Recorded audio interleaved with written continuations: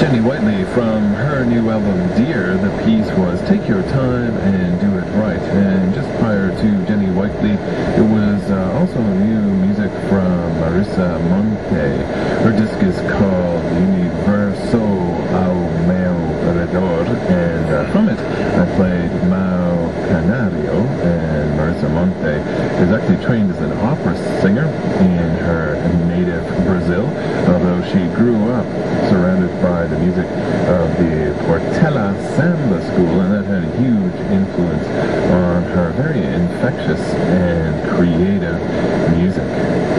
I'm Tony King. It's 15 minutes before 9 o'clock. This is Alberta Morning for Wednesday, January 10th. Just to let you know, it's chilly outside. I probably don't have to let you know by now. If you're in and around Alberta, out on the roads this morning, please proceed with caution. We've had quite a dump of snow in certain portions of the province, and temperatures are dropping, going to hover in and around minus 20 by the time all is said and done by later on this afternoon. Jeff Spencer will give you more details at the top of the hour. This is the Mark Atkinson Trio.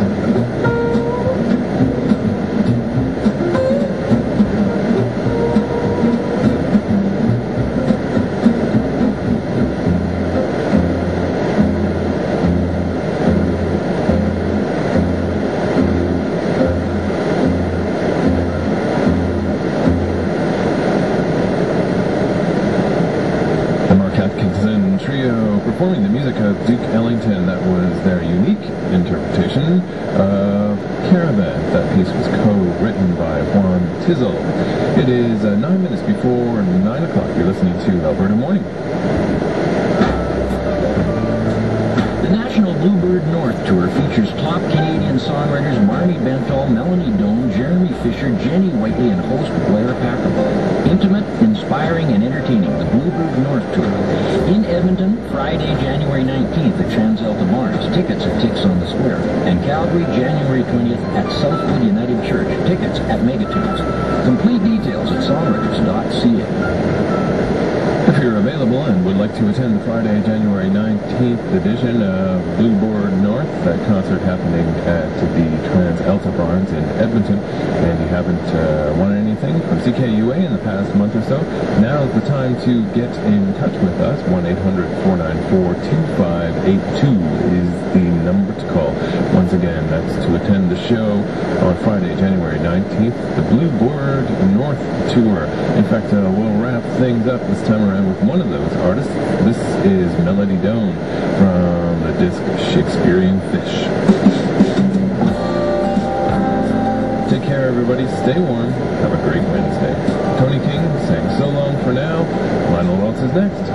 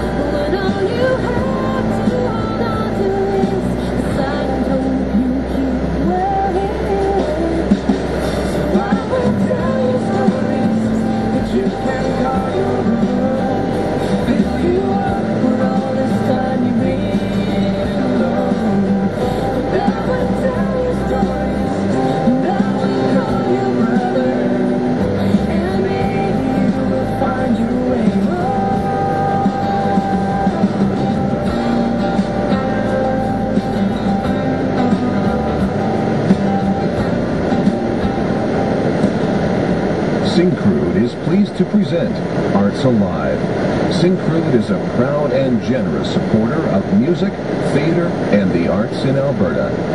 When it comes to support for the arts, Syncrude is leading by example. Hello, I'm Jamie Freed on Arts Alive today, Tuesdays with Maureen. The last thought of my old professor's life spent once a week at his house by a window in his study where he could watch most of the Christmas nights at leave. The subject of the class was the meaning of life, and it was taught from experience. There was no required reading, but many topics were covered. Love, work, aging, family, community, forgiveness, and death. Actor Jay Newman portraying the role of Mitch Albom, author of the highly successful book, Tuesdays with Maureen. The bestseller about the poignant relationship between a young man and his mentor, who meet every Tuesday to share some of life's greatest lessons, has already been produced as a made-for-TV movie by none other than Oprah Winfrey. Just recently, Albom also adapted the text for stage. Jay Newman and his fellow actor Richard Michelle Pintelberg, who plays the role of Maury Schwartz, recently approached Morpheus Theatre shared about presenting the work. I spoke with Orpheus's artistic director and director of this play, Sean Anderson, about how this collaboration first came about. About a year ago, Richard brought the script to our attention as something that Morpheus might want to produce. It was actually brought to him by Jay when he saw it out on Vancouver Island. The script had not been actually available for royalties for performance for quite a while, and it just became available recently, so it was a good opportunity. Richard and Jay have been producing a shorter version of it on a very big...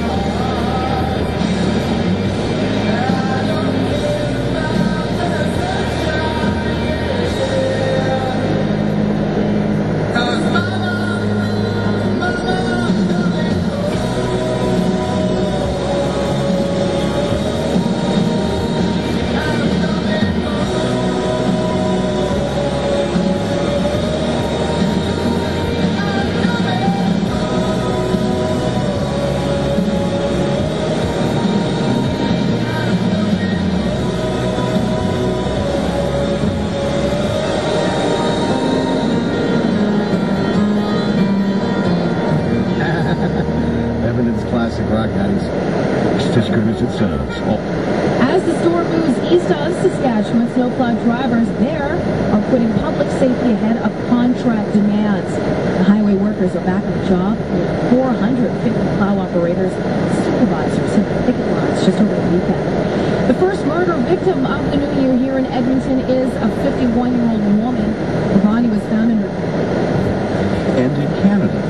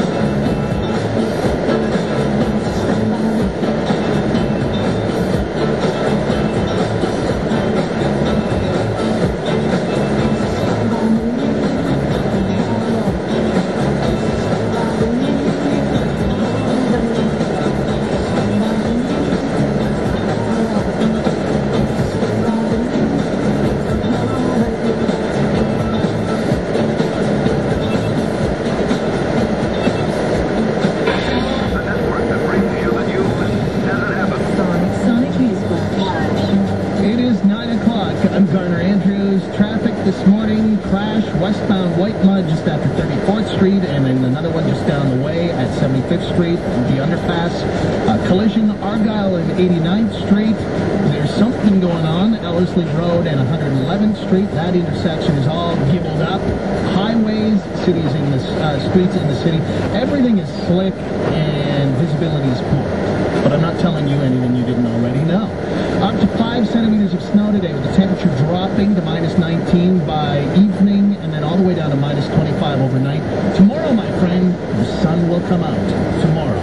And we'll hit minus 19. It's minus 13 right now with your Sonic 102.9 News Flash. Here comes Corey Reed. Yeah, crap day for driving in the city, and not a good day for flying either over at the International Airport. I just checked out the website. Departures, arrivals, all ran. Tons of cancellations and delays this morning. And did you hear another big windstorm hit Vancouver Stanley Park yesterday? Bad weather there as well, knocking down a bunch more trees. Winds hitting 100k in the park. Apparently a woman was hurt when a tree fell on her. And things in Saskatchewan the same. So Western Canada. I have a feeling that by the end of winter, Stanley Park is going to look like southern Saskatchewan. The park, deer kind of roaming the fields. Yeah. Start a big wheat farm there or something. Edmonton police investigating our city's first homicide of 2000. Large Canada says Greater Victoria and the Fraser Valley can expect up to 10 centimeters of snow.